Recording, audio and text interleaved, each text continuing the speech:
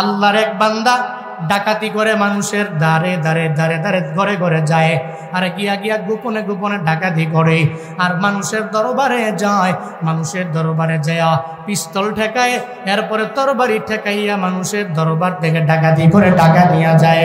ওই ডাকাতের নাম হলো বসিরউদ্দিন। কুফা নগরের মধ্যে যার চলাফেরা, 40 জন ডাকাতের বড় লিডার হয়ে গেল। 40 জন ওই যে চেলা ফেলা সঙ্গে থাকে সঙ্গী। রাতের বেলা গভীর রাতে দৌড়াইয়া বসিরউদ্দিনের বাড়িতে রওনা। যা বলে, ও বসিরউদ্দিন, তোমার দরওয়াজায় রওনা হয়ে চলে আসলাম, চলো না একটা ধনীর বাড়িতে আজকে ডাকাতি করার জন্য চলে যাব। যদি ওই ধনীর বাড়িতে যাইতে পারি, তাহলে একবার যদি ডাকাতি করে আসতে পারি, সারা জীবন বসে বসে খাওয়া যাবে। বসিরউদ্দিন এই কথা শোনার পরে আর বিবির কথাও মানে না, কারো কথায় পাত্তাও দেয় না। এক কান দিয়া ঢুকায় আর এক কান দিয়া বের করে, বলে আয় আয় একটু ওই বড় লোকের বাড়িতে যদি আমি ডাকাতির জন্য যাইতে পারি, মৃত্যু পর্যন্ত বসে বসে খাওয়া যাবে। বলে হ্যাঁ, তাহলে মৃত্যু পর্যন্ত যদি এক বাড়িতে ডাকাতি করার পরে যদি বসে বসে খাওয়া যায় তাহলে কোনো অসুবিধা নাই। এবার ওই 40 জন সঙ্গীকে সঙ্গে করে লইয়া, বিবির কথার বিন্দু মাত্র পরিমাণ দাম দেয় না, বসিরউদ্দিন 40 জনকে সঙ্গে করে লইয়া রওনা। একটা বিশাল জঙ্গলে ঢুকলেন। বিশাল জঙ্গলের মধ্যে ঢোকার পরে হঠাৎ করে এত গহীন অন্ধকার, ওই অন্ধকার জঙ্গলের মধ্যে ঢোকার পরে বসিরউদ্দিন তো সামনে দাঁড়ানো, বাকি আর 40 জন সব বসিরউদ্দিনের পেছনে দাঁড়ানো।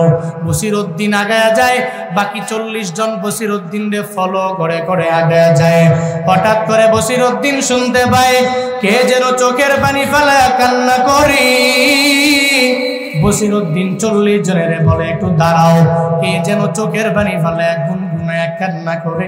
আমি বসিরউদ্দিনের কানে তার চোখের পানির আওয়াজটা চলে আসলো, গুনগুনায় কান্না করে, এটা আমার কানের মধ্যে চলে আসলো, একটু দাঁড়াও না, কে কান্না করে তারে আমার দেখা লাগবে। 40 জনে দাঁড় করাইয়া এবার বসিরউদ্দিন যখন রওনা হয়ে গেল, সামনে আগায়া যায়। যাওয়ার পরে তাকায়া দেখে বিশাল গহীন জঙ্গলের ভিতরে একটা মসজিদ দেখা যায়। ওই মসজিদের মধ্যে কেউ নাই, খালি ছোট্ট একটা বালক দেখা যায়। আবার ওই বালকের দেহের মধ্যে, বডির মধ্যে পাঞ্জাবি জুব্বা পরা, তারা দেখলেই মনে হয় মাদ্রাসার একজন তালিবে ইলম হয়ে যাবে। এই যে মাদ্রাসার ছাত্ররা তখন দেখবেন রাস্তা দিয়ে চলাফেরা করে, দেখবেন দেখলেই সুন্দর করে সালাম দেয়, আপনি বুঝতে পারেন এই ছেলেটা মনে হয় মাদ্রাসায় পড়ে। এই কারণে তারা দেখলেই বোঝা যায় স্কুলে পড়ুয়া ছেলেটা, মাদ্রাসায় পড়ুয়া ছেলেটা, ওরা দেখলেই তো বান্দা উপলব্ধি করা যায়। এই মাদ্রাসা ছাত্ররা দেখবেন দেখলে সুন্দর করে সালাম দেয়, এরপরে আপনারা দেখলে বেয়াদবিমূলক কোনো আচরণ করে না। মুরব্বীরে দেখলে মুরব্বীর আগ বাড়াইয়া কোনো কথাও বলতে পারে না। একজন মাদ্রাসার হুজুর দেখলে বান্দা অটোমেটিক বোঝা যায়। আমি জুনায়েদ আল হাবিবের দিকে দেখেন, আমি যদি এখন শার্ট প্যান্ট পইরা চলাফেরা করি, আমার রাস্তা দিয়ে যদি আমি ঘোরাফেরা করি, আপনারা মনে করেন আমারে কেউ চিনেও না, কেউ জানেও না, আমার বয়ানও কেউ শুনে না। আমি মাদ্রাসায় পড়ুয়া সাধারণ একজন তালিবে ইলম, আমি একজন। এখন রোডের মধ্যে দিয়ে যদি জুব্বাটাকে আমি খুলে ফেললাম, একটা শার্ট পইরা যদি আমি ঘোরাফেরা করি, রাস্তার ডানে যদি হাঁটি, মানুষ আমারে দেখলেই বুঝতে পারবে মনে হয় এই ছেলেটা 2 দিন আগেও কোনো মাদ্রাসায় খেদমত করনেওয়ালা ছিল। মাদ্রাসার হুজুরদের চেহারাটা দেখলেই অন্যরকম মনে হয়। তার ড্রেস আপ যতই চেঞ্জ হবে না কেন, আমার মাওলা তার চেহারার মধ্যে এক্সট্রা একটা নূর দিয়া দেয়। বসিরউদ্দিন তাকায়া দেখে ওই হাফেজে কোরআন চোখের পানি ফেলে কান্না করি। বসিরউদ্দিনের মনটা বড় নরম হয়ে গেল। এই গহীন জঙ্গলে মসজিদের কিনারায় দাঁড়ায় বসে বসে কেন এই ছোট্ট বালকটা চোখের পানি ফেলে কান্না করে, অবশ্যই আমার এই ব্যাপারে জানা লাগবে। যখন বসিরউদ্দিনের মনের মধ্যে চিন্তা চলে আসলো, 40 জন সঙ্গীর কথা ভুলে যায়। মসজিদের মধ্যে কিনারায় গিয়া কান পেতে পেতে শুনে ওই ছোট্ট বালকটা কি ব্যাপারে কান্না করে।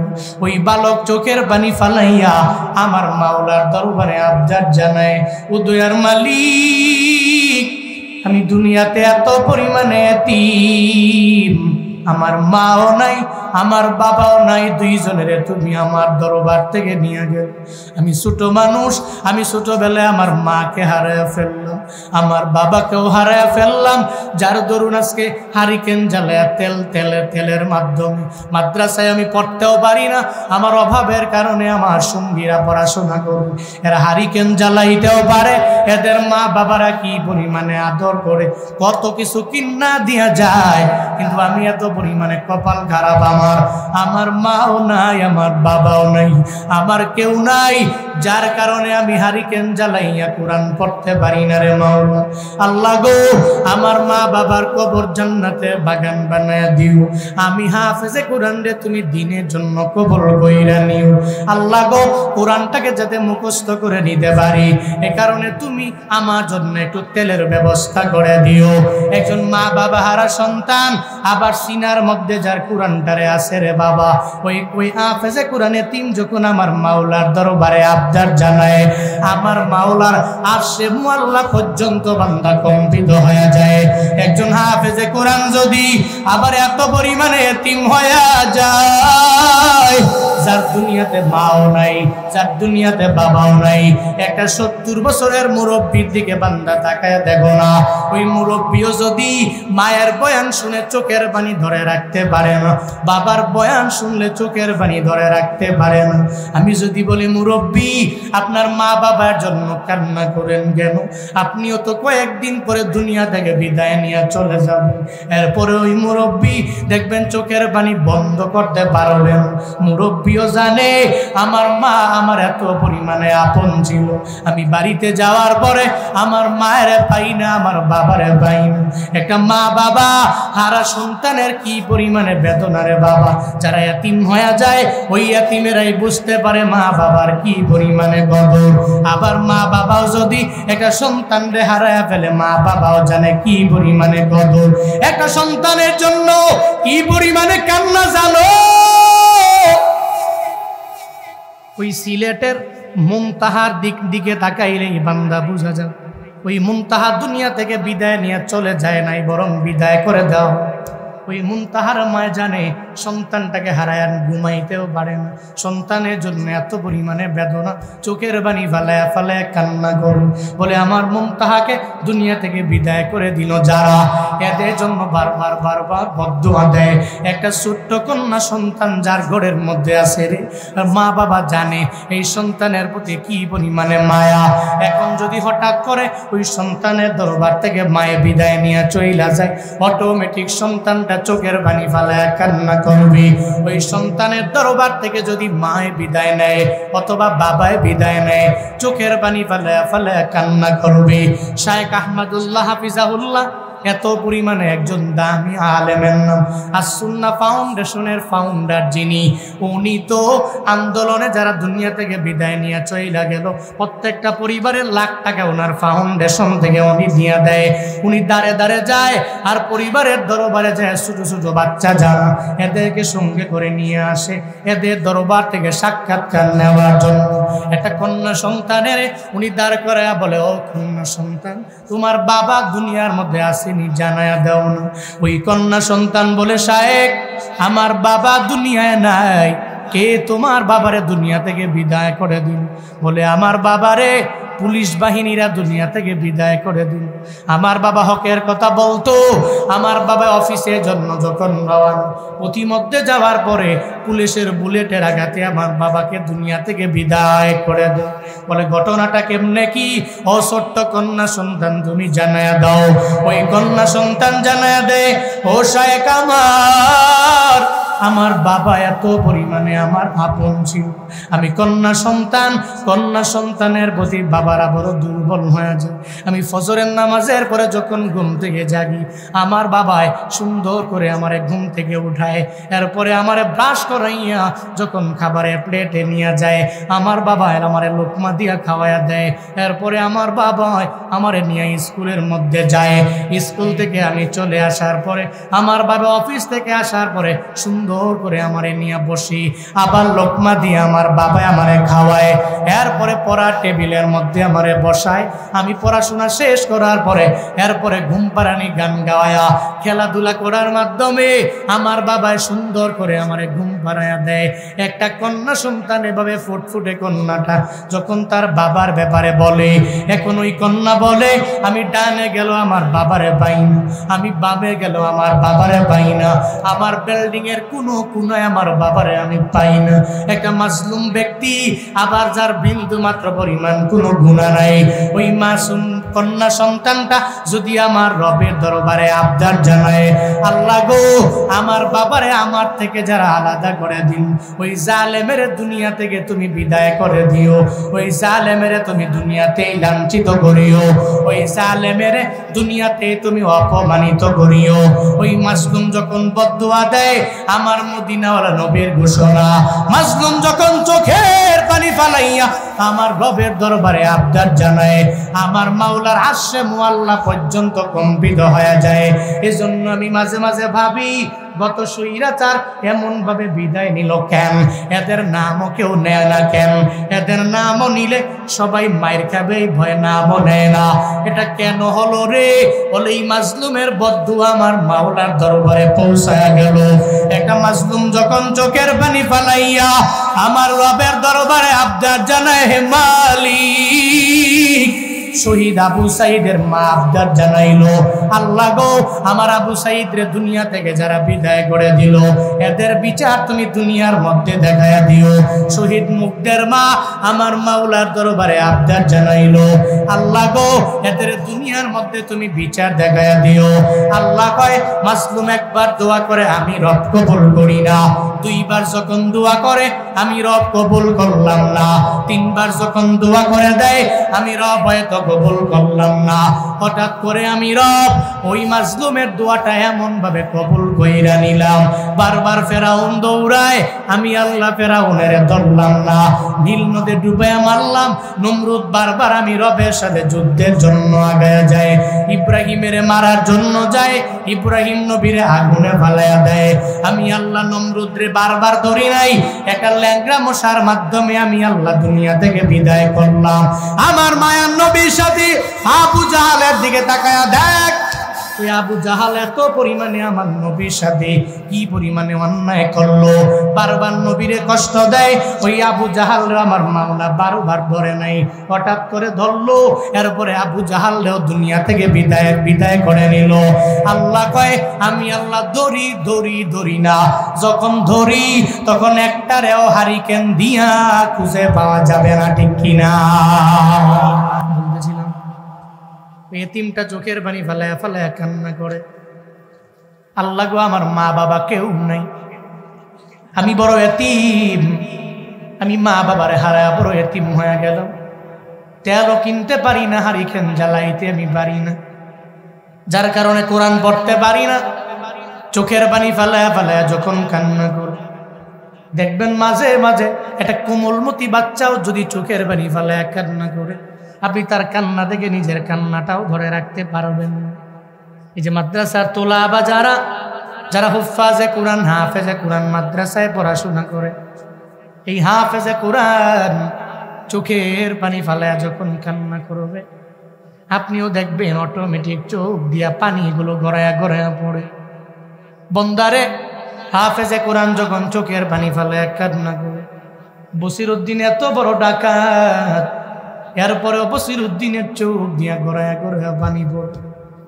বসিরউদ্দিন মসজিদে ঢুকে যায়, আর যাওয়ার পরে ওই এতিমের সামনে গিয়া বসিরউদ্দিন বলে, এতিম রে, কেন চোখের পানি ফালায়া কান্না করো? তোমার কি ঘর নাই, বাড়িও নাই? ওই হাফেজে কোরআন জানায়া দেয়, বসিরউদ্দিন, এই দুনিয়াতে আমার মাও নাই, আমার বাবাও নাই, আমার ঘরও নাই, আমার বাড়িও নাই, আমার মায়ার নবী বড় এতিম। বসিরউদ্দিনের ওই নবীর এতিমের ঘটনা আমার মায়ার নবীর মনে পড়ে গেল। রহমাতুল লিল আলামিন এতিমরে দেখলেই ধইরা নিয়া নিয়া আমার মায়ার নবী চলে যাইতেন আয়েশার ঘরে। উম্মাহাতুল মুমিনিন আয়েশার ঘরের মধ্যে আমার মদিনাওয়ালা নবী নিয়ে গেলেন। হঠাৎ একদিন মসজিদে নববী থেকে বের হয়ে যখন হুজুরার দিকে আমার নবী যায়, যাওয়ার পথে তাকায়া দেখে অনেকগুলো শিশুরা মাঠের মধ্যে খেলাধুলা করে। একটা শিশু খেলেও না, গায়ের মধ্যে কোনো ড্রেস নাই, খেলার মাঠের পাশে দাঁড়াইয়া চোখের পানি ফালায়া ফালায়া কান্না করে। মায়ার নবী গিয়া বলে, এই ছেলে, সব বাচ্চারা খেলে, তুমি কেন এখানে দাঁড়ায়া দাঁড়ায়া চোখের পানি ফালায়া কান্না করো? ওই ছেলে বলে, হুজুর আমার মা বাবা কেউ নাই, আমার মতো এতিম দুনিয়ায় কেউ নেই, আমার ঘরও নাই, আমার বাড়িও নাই, দুনিয়াতে আমার কিচ্ছু নেই। নবী বলে, আয় আয়, আমি তোরে সঙ্গে করে নিয়ে যাব। আজকে থেকে তুই আমারে বাবা বলবা, আমার স্ত্রী আমার বিবি আয়েশারে আম্মা বলবা। নবী তারে সঙ্গে করে লয়া রওনা হয়ে গেল। এই এতিমের দইরা যখন নবী আম্মা জান আয়েশার ঘরে যায়, হুজরা মুবারকের মধ্যে গিয়া বলে, ও আয়েশা, একটা বাচ্চা আমি তোমার দরবারে নিয়ে আসলাম, এই বাচ্চাটারে লালন পালন করো, আর এই বাচ্চাটারে সুন্দর করে গোসল করাইয়া দাও, এরপরে সুন্দর করে কাপড় বনাইয়া দাও, আমি তারে মসজিদে নববীর মধ্যে নিয়ে যেতে চাই। আমার মায়া নবী যখন আম্মা জান আয়েশারে বলে, আম্মা জান আয়েশা বলে, স্বামী আমার, ও পয়গম্বর, আপনি এমন একজন এতিম নিয়ে আসলেন যার মাও নাই, যার বাবাও নাই, তার ঘরও নাই, তার বাড়িও নাই, আপনি তারে কোত্থেকে পেলেন, কেন নিয়ে আসলেন? মায়ার নবী চোখের বাড়ি ছেড়ে দিয়া বলে, আয়েশা, আমার একটা বারের জন্য তার পরিচয় দেওয়ার জন্য বইল, একটাই তার পরিচয়, এই জগতে ওর দুনিয়ার মধ্যে কেউ নাই, ওর মাও নাই, ওর বাবাও নাই, ওর ঘরও নাই, ওর বাড়িও নাই, তারে সুন্দর করে গোসল করাইয়া দাও, একটা নতুন কাপড় পরিধান করাইয়া দাও, আমি তারে সঙ্গে করে লয়া চলে যাব। আজকে থেকে মনে করো বা এই এতিম সন্তানটা তোমার ছেলে, আমিও তার ছেলে বইলা বইলা সম্বোধন করব। মায়ার নবীর কথা শুই না আম্মা জান আয়েশা ওই এতিমটারে সুন্দর করে গুছাইয়া দিলেন। এরপরে গোসল করাইয়া কাপড় পরাইয়া যখন নবীর সঙ্গে রওনা হয়ে যায়, নবী এতিমেরে নিয়ে হাঁটে, যখন হাঁটে আর এতিমেরে জানায়া দেয়, এতিম রে, আমি তোমারে খেলার মাঠ থেকে ধইরা নিয়ে কেন চইলা গেলাম জানোনি? কারণ আমারও মা ছিল না, আমারও বাবা ছিল না, আমি দুনিয়াতে এত পরিমাণে এতিম, দুনিয়াতে আসার পরে আমি আমার বাবারে পাই নাই, আমার বাবার আদর কেমন হয়ে যায় এই ব্যাপারে আমি জানি না, আমার মারেও পাই নাই, আমার দাদারও আমি 8 বছর বয়সে হারায়া ফেললাম, আমার মতো এতিম দুনিয়ায় কেউ নাই, যার কারণে ওই এতিম আমি তোমার সঙ্গে করে লয়া তোমার দুঃখটাও পরিপূর্ণ বুঝে নিলাম। এতিম রে, আমার মাওলা আমারে জানায়া দিয়েছে, ফাম্মাল ইয়াতীমা ফালা তাকহার, ও পয়গম্বর জীবনে কোনোদিন এতিম রে দমক দিবেন না। আমার মায়ার নবী বলে, ও এতিম আয়, আমি নবীর ঘাড়ে আয়, আমি তোরে ঘাড়ে করে লইয়া মসজিদে নববীর মধ্যে নিয়ে যাব। ওই এতিম বলে, হুজুর না না, আপনি তো অনেক পরিমাণে একজন দামি মানুষ, আপনার ঘাড়ের মধ্যে আমার পা রাখতে পারি না, আপনার পিঠে মোবারকের মধ্যে আমি পা রাখতে পারি না, ও নবী গো, আপনি আমারে নিয়ে হাঁটলেই চলবে, আমারে ঘাড়ের মধ্যে উঠানো লাগবে না, লাগবে না। মায়ার নবী কয়ে, না রে, তুই বিন্দু মাত্র পরিমাণ রাগও করবি না, ক্রোধান্বিত হবি না, বিন্দু মাত্র পরিমাণ আফসোসও করবি না, নিজের অপরাধী মনে করবি না, তুই আমার ঘাড়ের মধ্যে আয়, আমি তোরে সঙ্গে করে লইয়া মসজিদে নববীর মধ্যে নিয়ে যাব। আশেপাশে সব ছেলেরা ওই ছেলের দিকে তাকায়া বলে, তার কপালটা বুঝি এত পরিমাণে ভালো।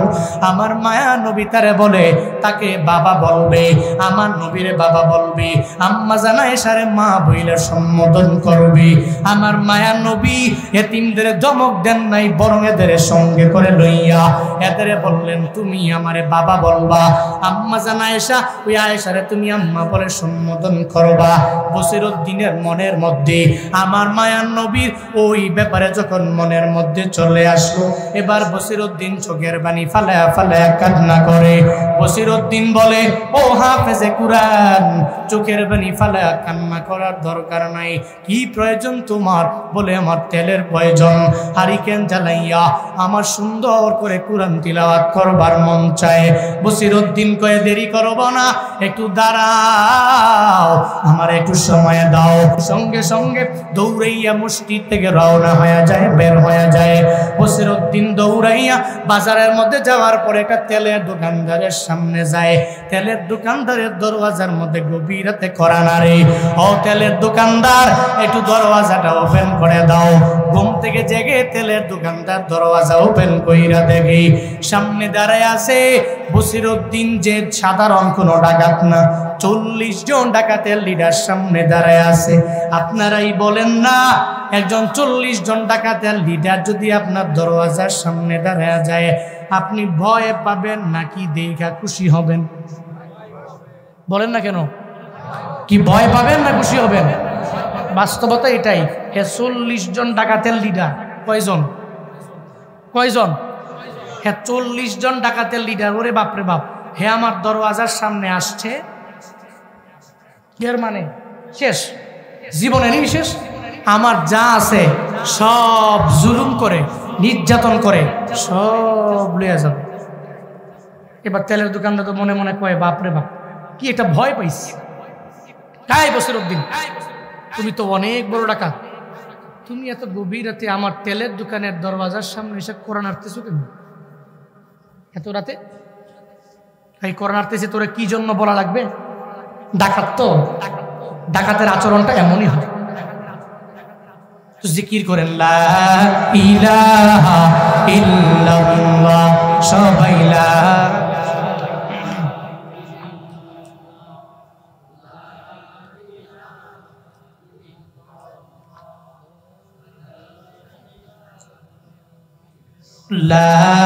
ইলাহা ইল্লাল্লাহ, লা ইলাহা।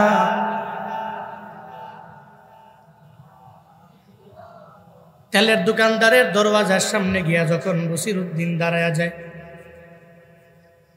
ও পাবনা এলাকার মানুষ, একটু মনোযোগের কান লাগায় একটু শুইনো রে বাবা। এটা কোরআনের সংস্পর্শে আইসা একজন হাফেজে কোরআনের দুয়ার বদৌলতে আল্লাহ পাক বান্দার পরিবর্তন কেমনে ঘটায় দেয়। এই আল্লাহর বান্দারা, এবার বসিরউদ্দিন ওই তেলের দোকানদারের দরওয়াজার সামনে গিয়া দাঁড়ায় আছে। এই তেলের দোকানদার, আমার 1 কন্টিন তেল তুমি দিয়া দাও। বস 1 কন্টিন কেন? আপনি যেই বড় ডাকাত, আপনার সাথে বেয়াদবিমূলক আচরণ করলে সব নিয়ে যাবে। ডাকাতেরা দেখবেন বস বলে, এই যে বয়ান কইরা যাওয়ার পথে যদি কেউ গাড়ি আটকায়, তুমি কত বড় বক্তা, কত বড় তক্তা, যদি ডাকাত ধরে আর পরে বলে বস কি লাগবে বলেন, আমরা জানে মাইরেন না। মোবাইল লাগলে বলেন দিয়া দেই, টাকা লাগলে বলেন দিয়া দেই, ক্যামেরা লাগবে দেন, ধরেন, সব দিয়া দিলেন, এরপরেও আমারে মাইরেন না। দেখবেন মাঝে মাঝে বিপদে পড়লে ডাকাতরেও বস করে, বিপদে পড়লে পুলিশরেও বস করে। এখন আর কেউ বস টস করে না। এই যে আমরা দৌড়াই, তো গত বছরও তো মাহফিল করলাম, দেখছি তো, ওরে সুবহানাল্লাহ, পুলিশ যা উৎপাত করে, এই জন্য ধরে, এই জন্য মারে, এই জন্য করে, কি করে না করে হুমা, এমন ধরেও না, কিছু বলেও না। ট্রাকের ড্রাইভার উল্টা পাল্টা গাড়ি টান মারে, আরও কিছু করে না। মনে হয় যে কেন যেন ভিতরে ভিতরে একটা ভয়। ওই সময় যা করতো, ট্রাকের ড্রাইভার আটকাইতো, এই তুই যাবি কমুক জায়গায় যাবো, ভিতরে কি মাল কদি? মাল তো স্যার এই মাল আছে। তোর মালের ভিতরে ইয়াবাস। আরে স্যার কোন কি এত মাল, এই মালের ভিতরে ইয়াবা আছে, আমি তো শিওর নাই, 100% শিওর। যেহেতু তুই শিওর, তাহলে মাল সব খোল, সব নামায় চেক কর আসি না নাই। স্যার কোন কি এতগুলা মাল, আমি নামামু কেমনে? আবার যদি না থাকে তাহলে আমরা কি দিবেন? কন হুদাই ফাও ফাও আমার সময় নষ্ট করতেছেন। বেটা 500 টাকা দে, বেটা 500 টাকা দে, বুঝোস না কে? মানে এর কথাই হলো, এই যে ব্রেক দিছে, এটা থামাইছে, 500 টাকা দে। মূলত উদ্দেশ্য এটা, কিসের ইয়াবা টিয়াবা? বাংলাদেশ সেনাবাহিনী, আর্মি যেই পরিমাণ দেশের জন্য খাটে, আমি শিওর অন্যান্য কোন দল এত পরিমাণে দেশের জন্য, দশের জন্য, মানুষের জন্য এত পরিমাণে পরিশ্রম করে না। পরিশ্রম, I like them, I support them. Allah এই ভাইদেরকে সুস্থতার নিয়ামতে রাখুন, সকলেই পড়িয়া আমিন। আরো জোরে পড়ে না আমিন। তো মাঝে মাঝে বস কয়, বস 500 টাকা তো নাই, 200 দে, বস গরিব মানুষ, 200 টাকাও নাই, এত ফকিরনি হয় তো 100 দে, কসমস করে, তাহলে বিড়ি দে, 500 টাকা দে, না 200 দে, না 100 দিলে বিড়ি দে। তো বিড়ি একটা দিয়ে আর খায়, কয় যা। পরে গেছে, সামনে যাওয়ার পরে কয়, তুমি বুঝি এত জালেম, বিপদে যখন পড়বা চিপায় পড়লে দেইখানি মনে, মানে উপর দিয়া যারা বস কয়, একটু দূরে গেলে কয় বস, আবার বস মারানি, সুযোগ পাইলে তোমার বস গিয়ে ছুড়া মনে, ঠিক কিনা? বাস্তবতা এটাই, ভয়ে মানুষ কত কিছুই কয়। বসিরউদ্দিনের সামনে দাঁড়ায় বসিরউদ্দিন কয়, বস কি লাগবে? মনের মধ্যে বড় ভয়, কোন সময় যেন আমার তেলের দোকানের মধ্যে আগুন জ্বালায় দেয়। বলে 1 কন্টিন কেন? 40টা কন্টিন হলেও আপনারা দেওয়ার জন্য রাজি আছি, ধরেন নিয়ে যান। বসিরউদ্দিন জানায় দেয়, ও তেলের দোকানদার, না না, তুমি আমারে আগের বসিরউদ্দিন পাও নাই রে। তেলের কন্টিন 40টা লাগবে না, আমার কাছে একটা কন্টিনের টাকা আছে, ধরো ধরো, এই 1 কন্টিনের টাকা তোমার কাছে দিয়া দিলাম। একটা কন্টিনের টাকা রাইখা আমার একটা কন্টিন তেলের তেল বোতল আমারে দিয়া দাও। কয় বস অসুবিধা নাই, ধরেন ধরেন দিলাম, এবার টাকাটা দিয়া দেন। আবার কয় বস কোথায় যাবেন, কোন জায়গায় নিয়ে যাবেন, একটু আমার ঘাড়ের মধ্যে উঠাইয়া দিন। আমি ঘাড়ের মধ্যে উঠাইয়া যেই জায়গায় আপনি যাবেন ওই জায়গায় আমি পৌঁছাইয়া দিব। বসিরউদ্দিন কয়, না রে, তুই আমার আগের বসিরউদ্দিন পাও নাই, আমি আর আগের বসিরউদ্দিন নাই। এই তেলের কন্টিনটা তোর ঘাড়ের মধ্যে ওঠানো লাগবে না, তোর মাথার মধ্যে ওঠানো লাগবে না। এই তেলের কন্টিন তুই আমার ঘাড়ের মধ্যে দাও, আমার মাথার মধ্যে উঠাইয়া দাও। কারণ একজন হাফেজে কুরআন মায় আমি পড়ে গেলাম, একজন হাফেজে কোরআনের দয়ায় আমি পড়ে গেলাম, তার কথা শুই না আমার মনটা এত পরিমাণে নরম হয়ে গেল। এবার তেলের কন্টিনটা বসিরউদ্দিন যখন মাথার মধ্যে নিয়ে দৌড়ে যায়, মসজিদের মধ্যে যাওয়ার পরে যখন মসজিদের দরওয়াজা দিয়া ঢুইকা দেখে হাফেজে কোরআনটা চোখের পানি ফালায়া আমার মাওলার দরবারে আবদার জানায়, আল্লাহ গো, যে একটা লোক তুমি এই গভীর রাতে আমার দরওয়াজায় পাঠাইলা, আল্লাহ গো, আমি বড় এতিম, আমার কেউ নাই, আমি এত পরিমাণে এতিম, আমি গরিব মানুষ, তবে হাফেজে কোরআন হওয়ার জন্য বড় চেষ্টা করি রে মাওলা। আমি তোমার দরবারে আবদার জানাই নাম গো আল্লাহ, যেই লোকটা এই গভীর রাতে আমার জন্য তেলের জন্য তেল আনার জন্য বাজারে দৌড়ায় গেল, তুমি জমানার শ্রেষ্ঠ ওলি তারে বানায়া দাও, তোমার বন্ধু তুমি তারে বানায়া নাও রে মাওলা। ওই ছোট্ট হাফেজে কোরআন আমার রবের দরবারে দোয়া কইরা দেয়।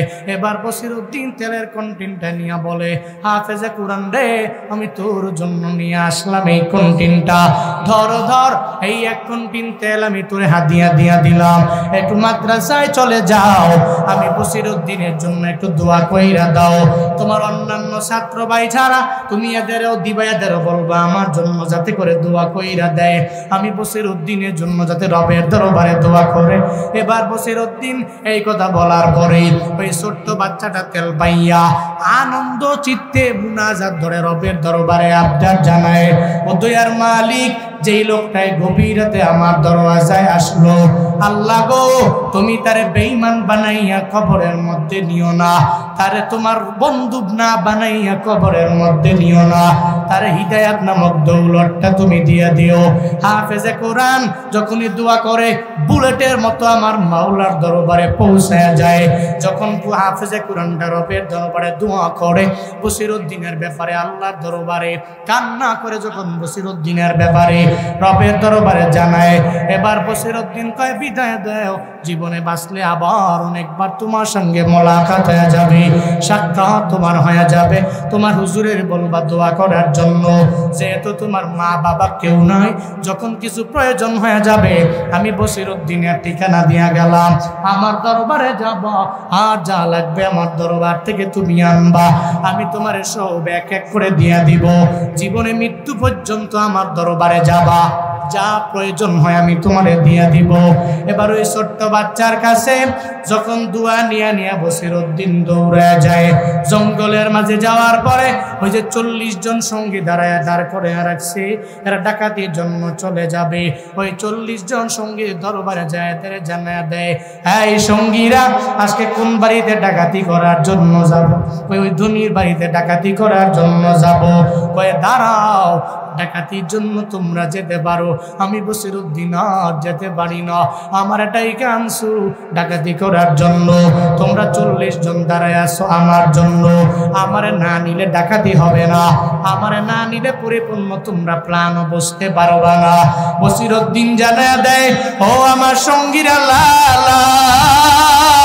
এতদিন পর্যন্ত যদি আমি ডাকাতি করলাম, মানুষের বাড়িতে বাড়িতে গেলাম, বারবার মানুষের উপর জুলুম করলাম, নির্যাতন করলাম, তবে শুনে নাও, আমি বসিরউদ্দিন আজকে তোমাদের দরবারে দাঁড়ায়া গেলাম, সামনে দাঁড়ায়া গেলাম।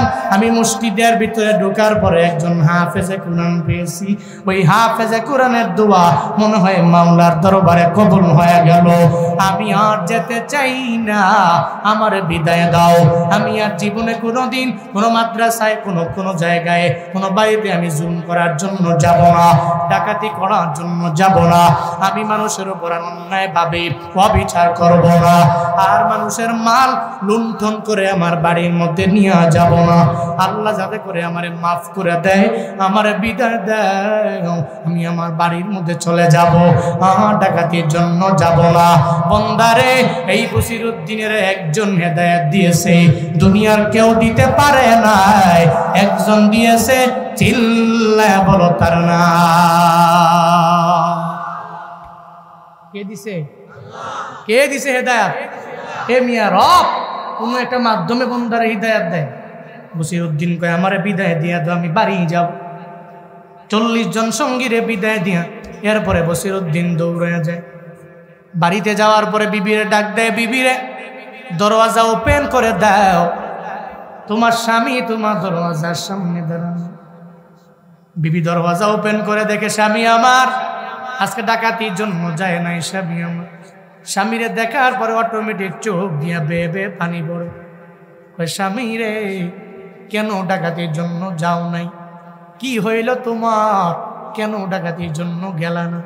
স্বামী কয়, বিবি রে, একজন হাফেজে কোরআনের মায়ায় আমি পড়ে গেলাম, একজন আলেমে কোরআনের মায়ায় পড়ে গেলাম, যার সিনার মধ্যে কোরআন আছে রে। ওই এতিমের মাও নাই, বাবাও নাই, কিন্তু সে গভীর রাতে গুনগুনায়া গুনগুনায়া চোখের পানি ফেলায় ফেলায় কান্না করে। আমি তার মায়ায় পড়ে গেলাম, তার প্রেমে আমি পড়ে গেলাম। বিবি রে, আমি ওই জায়গায় যাওয়ার পরে তার এত পরিমাণে মায়ায় পড়লাম, আমার রব আমার হেদায়েত দিয়ে দিল, হিদায়াত নামক দৌলতটা আমি পেয়ে গেলাম।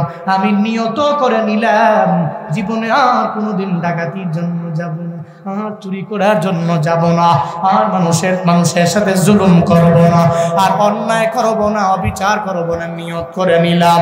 বিবি খুশি হইয়া আমার রবের দরবারে আবদার জানায়, আল্লাহ আমার বসিরউদ্দিনের তুমি এত পরিমাণে হেদায়েত দিয়ে দিলা, সে আজকে থেকে এত পরিমাণে ভালো হয়ে গেল।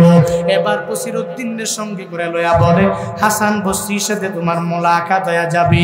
ওই কুফানগরের বসরার ওই হাসান বসরি জামানার শ্রেষ্ঠ একজন মুহাক্কিক আলেম, একজন ওলিয়ে কামেল, ওনার দরবারে তোমারে নিয়ে যাব।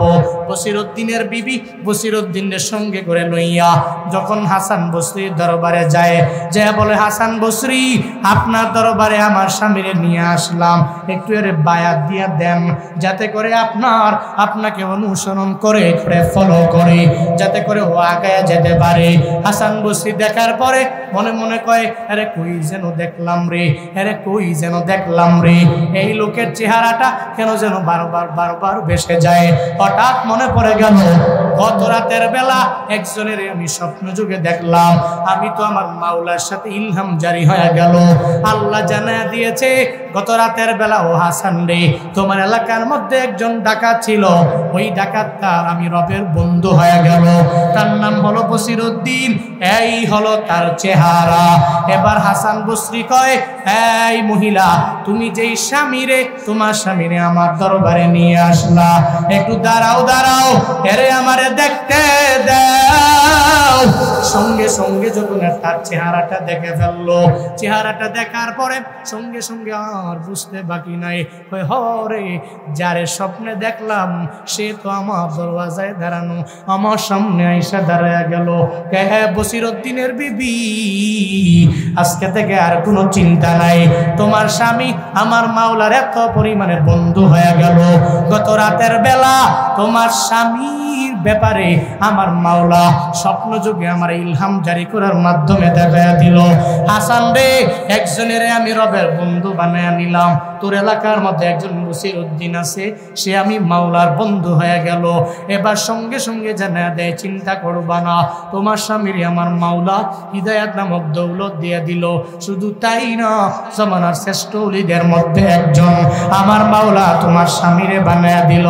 বন্দারে এই যে ডাকাত থেকে আমার মাওলা তার হিদায়াত দিল, হাফেজে কোরআনের উসিলায় দিয়ে দিল, আপ জমানার শ্রেষ্ঠ ওলিও আমার মাওলা বানায় দিল। দুনিয়ার কেউ বানায় নাই, একজন বানাইছে, চিল্লা বলো তার নাম। কে বানাইছে? কে বানাইছে?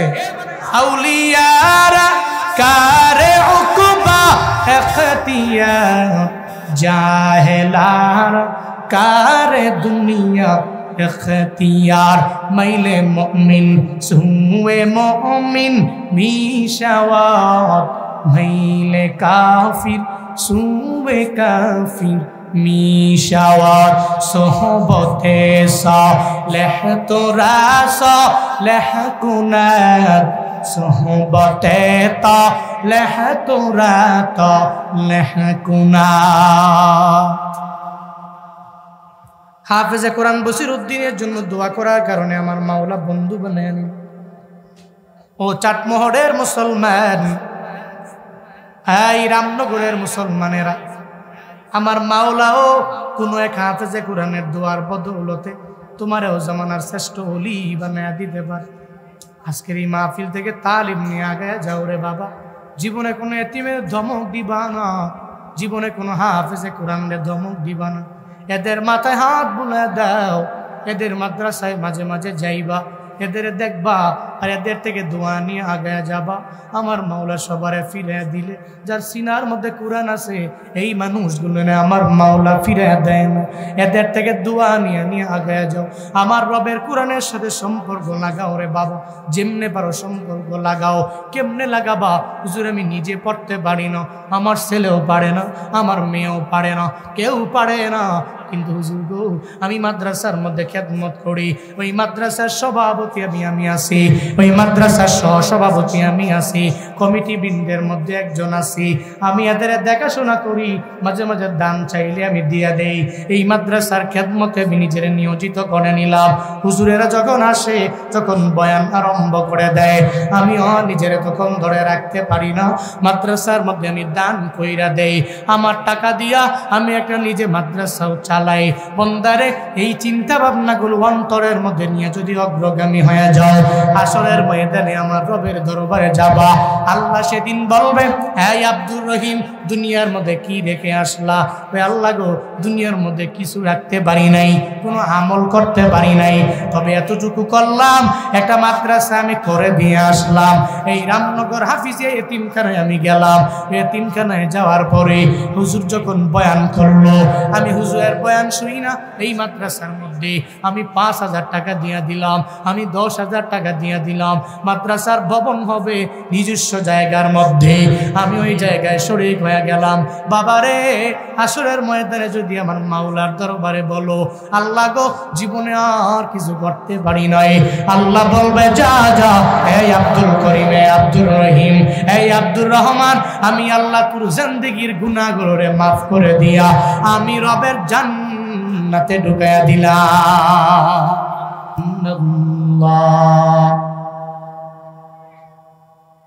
فإن الله لا يحب الكافرين।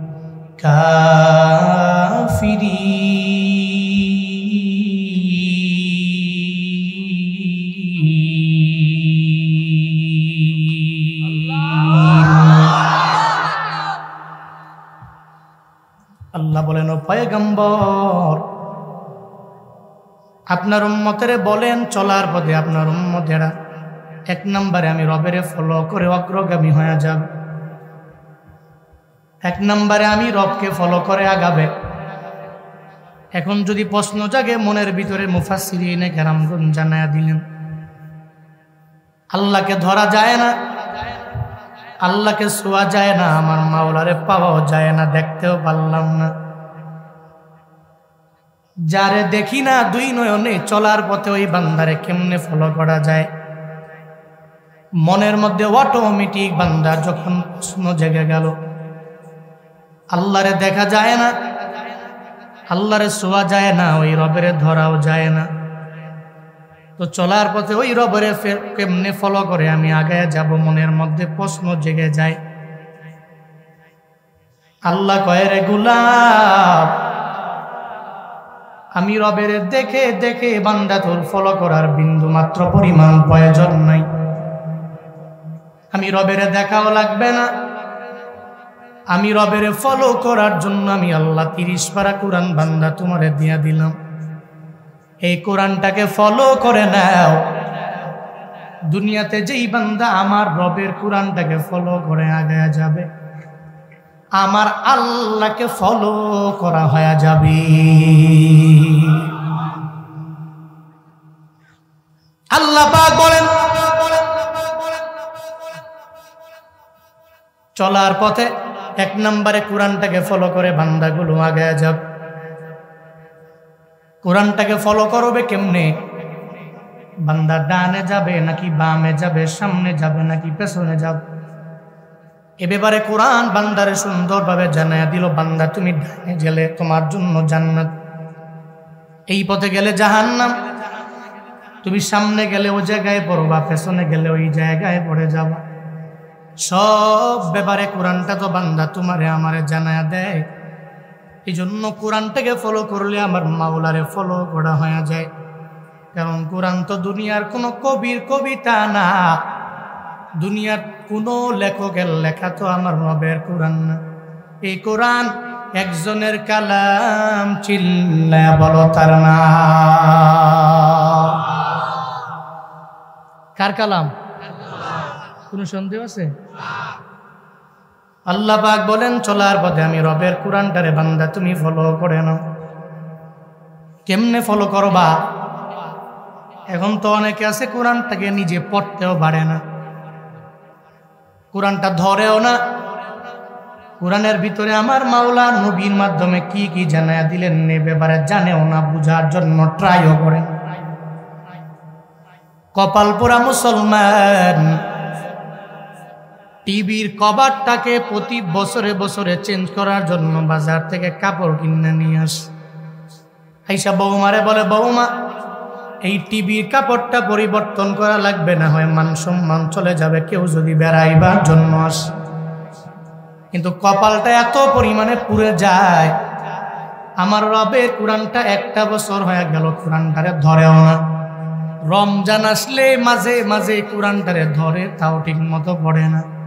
ও কপাল পোড়ারা, আমার রবের কোরআনটাকে যদি ফলো না করে বান্দা তুমি যদি অগ্রগামী হয়ে যাও, দুনিয়াতে কামিয়াবি হওয়া যাবে না। এই দুনিয়াতে সফল কাম তুই বান্দাই হয়ে যাবে যার ঘরের মধ্যে কোরআন তিলাওয়াত হবে। ফজরের পরে সূরা ইয়াসিন, মাগরিবের পরে সূরা ওয়াকিয়া, এই সূরাগুলো কোনো বান্দা যদি তার ঘরের মধ্যে কন্টিনিউ আমল করে নাই, ঘরের সর্বোচ্চ লেভেলের যিনি নেতা গার্ডিয়ান যদি ফজরের পরে কোরআনটারে পড়ে নাই, মাগরিবের পরেও যদি পড়ে নাই, জোহরের পরে আসরের পরে যদি কোরআনটারে নিজের বন্ধু বানায় নেয়, আমার মদিনাওয়ালা নবী বলেন ওই ঘরের মধ্যে আমার মাওলা রহমত দিয়া ভরপুর বানায়া দিবে, বরকত দিয়া ভরপুর বানায়া দিবে। যেই ঘরের মধ্যে কন্টিনিউ ফজরের নামাজের পরে সূরা ইয়াসিন পরিবারের লোকেরা তিলাওয়াত করবে। কপালটা কি পরিমাণে পুরলো তোমার, তুমি নিজেও পারো না, ছেলেটারেও পড়াইলা না, মেয়েটারেও পড়াইলা না, ঘরের মধ্যে কেউ কোরআন তিলাওয়াত করতে জানে না। এই জন্যই তো এই মাদ্রাসা, এই মাদ্রাসার মধ্যে নিজের একজন নাতি হলেও মাদ্রাসায় পড়াইয়া দাও, এত পরিমাণে ফায়দা হবে। বিভিন্ন জায়গায় গেলে দেখবেন বক্তারা জানায় দেয়, আবদার জানায়, এই আপনার একটা ছেলেরে মাদ্রাসার মধ্যে পড়াইলে ফায়দা, আপনার একটা মেয়েরে মাদ্রাসায় দেন, ওখানে গিয়া মেয়েটা বললে আপনার অনেক পরিমাণে ফায়দা হয়ে যাবে। মাদ্রাসায় পড়াইলে লাভ বিন্দু মাত্র পরিমাণ কোনো লোকসান হবে না। এ ব্যাপারে হুজুর বিভিন্ন জায়গায় জানাইল। মাদ্রাসার আসাতিজায়ে কেরাম দাঁড়ে দাঁড়ে ঘুরলো, এরা যায় যায় মাদ্রাসার ব্যাপারে বয়ান দেয়। আপনার একটা ছেলেরে মাদ্রাসায় পড়াইলে ফায়দা হবে, আপনার একটা মেয়েরে মাদ্রাসায় দিয়ে দিলে এত পরিমাণে ফায়দা হবে, আপনার জীবনটাও পরিপূর্ণ ধন্য হয়ে যাবে। এই জন্য তো বলি, বলে কোরআনের সাথে যে কোনো লাইনে একটু সম্পর্ক লাগায় যদি আগায় যাও, তাহলে আমার রবের ফলো করা হয়ে যাবে, আমার রবের রবকে অনুসরণ করা হয়ে যাবে, আমার রবের অনুকরণ করা হয়ে যাবে।